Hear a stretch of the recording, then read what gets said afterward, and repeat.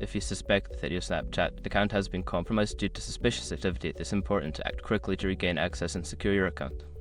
Follow these steps to recover your account. Step 1. Open the Snapchat app. Launch the Snapchat app on your device.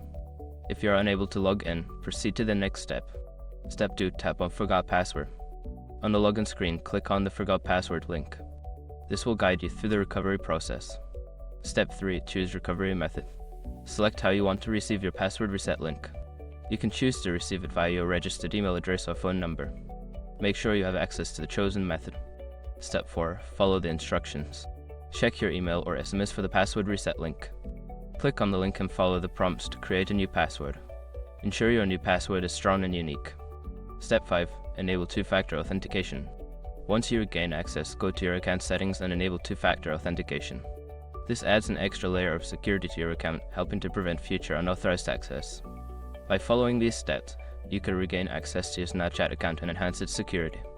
Always keep your login information safe and be cautious of suspicious activities.